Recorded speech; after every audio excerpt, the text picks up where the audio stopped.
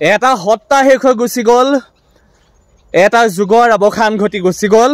2025 চনৰ 19 ছেপ্টেম্বৰ দিনটোত আমি প্ৰত্যেকজন অসমীয়াই মনত ৰখা উচিত। প্ৰত্যেকজন অসমীয়াই আমি আমাৰ যি মৰমৰ, যি প্ৰত্যেকজন মানুহৰ এই হিয়াৰ আমঠু অসমৰ সম্পত্তি, লগতে প্ৰত্যেকটো মুহূৰ্তত প্ৰত্যেকটো ছেকেণ্ডত এজন মানুহৰ নাম, যিজন মানুহৰ নাম হৈছে জুবিন গাৰ্গ। য'ত নেকি নিস্বাৰ্থভাৱে দুখীয়াজনৰ ওচৰত তেওঁ সহায় হাত আগবঢ়াইছিলে, য'ত নেকি এটা প্ৰগ্ৰেম যদি কৰিবলৈ যাতে তাত তেওঁ যে টকা পইচা পাইছিলে তেওঁ নিজৰ পকেটৰ কাৰণে নাৰাখি তেওঁ দুখীয়াজনৰ কাৰণে, 10জন দুখীয়া মানুহৰ কাৰণে তেওঁ আগবঢ়াইছিলে। আমি তাক বিশেষকৈ মই তেওঁক বহুত অনুকৰণ কৰোঁ। জীৱনত 3জন মানুহকে বহুত অনুকৰণ কৰোঁ। প্ৰথম হৈছে জুবিন দা, দ্বিতীয় হৈছে মিষ্টাৰ বিটু দা, আৰু তৃতীয় হৈছে সময় গগৈ।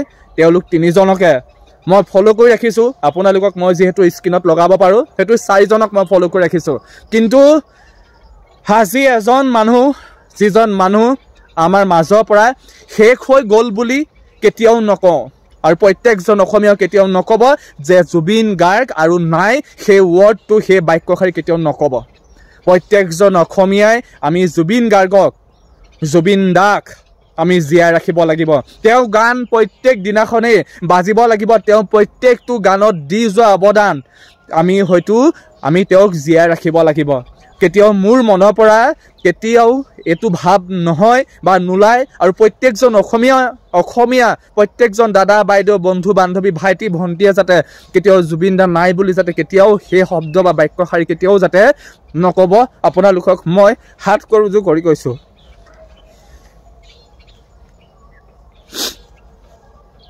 কিন্তু বেয়া লাগিছে এটা বস্তুৱে,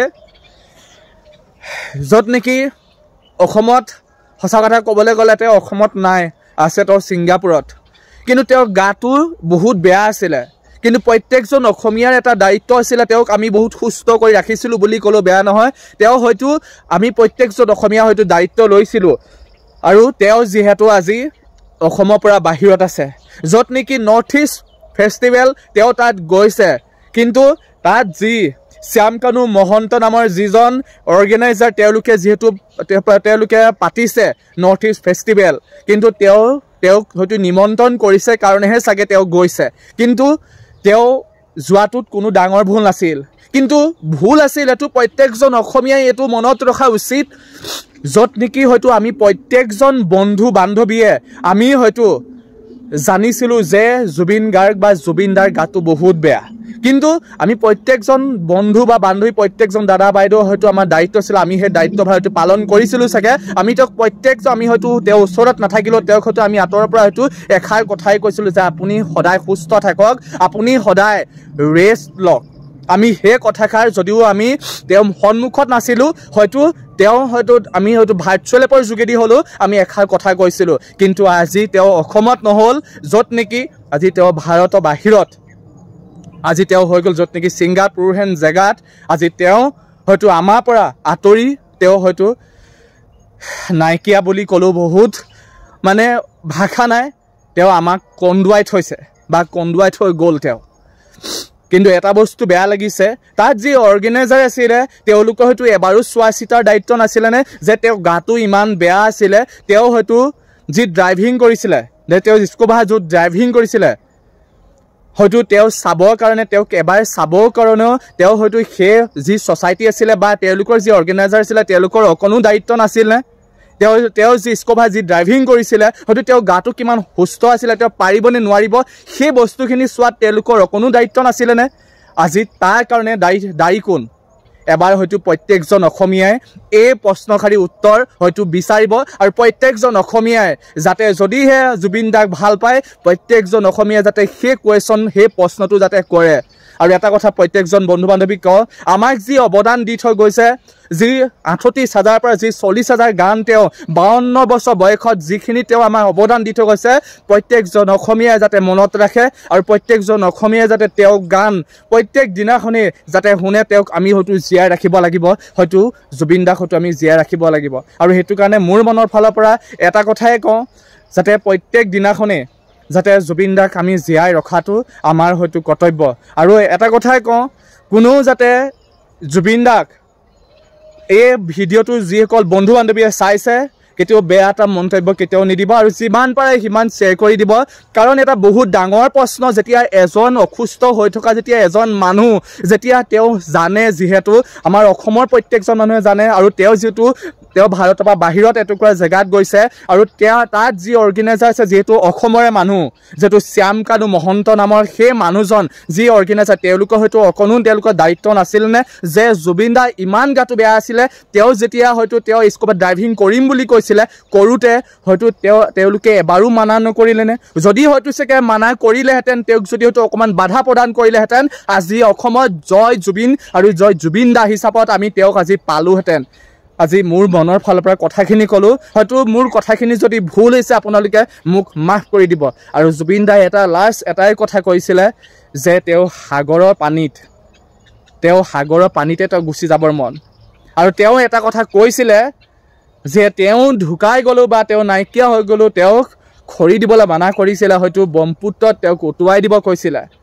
সেই কথাখিনি যেতিয়া ভিডিঅ'টো যেতিয়া এবাৰ চাইছোঁ, এই বুকুখন ফাটি গৈছে। কিন্তু এজন অসমীয়া হিচাপে এটা কথাই কওঁ, ছেকেণ্ডজন জুবিন দা ক'তোৱে নোলাব। আৰু প্ৰত্যেকজন অসমীয়াই, প্ৰত্যেকজন দাদা বাইদেউ বন্ধু বান্ধৱীয়ে যাতে এই ভিডিঅ'টোত কেতিয়াও বেয়া কমেণ্ট কেতিয়াও নকৰিব। আপোনালোকে যিমান পাৰে সিমান যাতে জুবিন দাৰ আত্মাই যাতে চিৰ শান্তি লাভ কৰে, তেওঁ যাতে সদায় জুবিন হৈ থাকিব, আমাৰ কাৰণে সদায় জুবিন দাই হৈ থাকিব। আৰু প্ৰত্যেক দিনাখনেই তেওঁ গান হয়তো আমাৰ মোবাইলতে হওক বা য'তেই নহওক কিয়, প্ৰত্যেকজন অসমীয়াই যাতে শুনে, প্ৰত্যেকজন অসমীয়াই যাতে জীয়াই ৰাখে। আজি ভূপেন হাজৰিকাদেৱে হওক বা আজি জুবিন দাৰ নিচিনা হয়তো এজন মহান ব্যক্তিক যাতে প্ৰত্যেকজন বন্ধু বান্ধৱীয়ে যাতে এইটোৱে চিন্তা কৰে, যাতে তেওঁ য'তেই আছে, কেতিয়াও নাই বুলি কেতিয়াও নকওঁ, হয়তো ছেকেণ্ড এজন হয়তো হ'ব নোৱাৰে, যদিহে এইটোৱে আশা কৰিম কেতিয়াও কোনোটো হ'ব নোৱাৰে জুবিন দাৰ নিচিনা। সেইটোতো 1000 কি 100 বছৰ যুগ ধৰি হ'লেও জুবিন দাৰ সমান কোনোৱেই হ'ব নোৱাৰে। কিন্তু এটা কথাই কওঁ, যাতে প্ৰত্যেকজন বন্ধু বান্ধৱীয়ে আজিৰ দিনটোত, আজি মই ডিউটিয়ে নগ'লোঁ, সঁচা কথা ক'বলৈ গ'লে আজি বহুত মনত দুখ লাগিছে। প্ৰত্যেকটো মুহূৰ্তত যদি চাবলৈ কৈছোঁ, প্ৰত্যেকটো মুহূৰ্তত এই চকু পানী মই যিমানে মই ধৈৰ্য ধৰিছোঁ, সিমানে মোৰ ধৈৰ্য সীমা হেৰাই গৈছে। যে যদিও বাহিৰত আছোঁ, ঘৰৰ পৰা দূৰত আছোঁ, মা দেউতালৈ যিমান মনত পৰিছে, কিন্তু জুবিন দালৈ তাতোতকৈ বেছি মনত পৰা নিচিনা হৈছে। প্ৰত্যেকটো মুহূৰ্তত, প্ৰত্যেকটো ৱৰ্ড, প্ৰত্যেকটো চেণ্টেন্সে তেওঁ মোৰ বুকুখনত খুন্দি আছে মানে। কিন্তু সেইটো কাৰণে ভিডিঅ'টো বনালোঁ, কোনো বেয়া নাপাব। আৰু যিমান পাৰে সিমান এটা কথা কওঁ, প্ৰত্যেকজন অসমীয়াক এটা কথাই কওঁ, যাতে জুবিন দাৰ আত্মাই যাতে চিৰশান্তি লাভ কৰিবৰ কাৰণে যাতে আপোনালোকে ভগৱানৰ ওচৰত প্ৰাৰ্থনা কৰে। আৰু আজিলৈ আহিছোঁ, আৰু মোৰ যদি কথাবোৰ কোৱাত ক'ৰবাত ভুল হৈছে, আপোনালোকে মোক মাফ কৰি দিব। আৰু আজিলৈ আহিছোঁ, ধন্যবাদ। জয় আই অসম।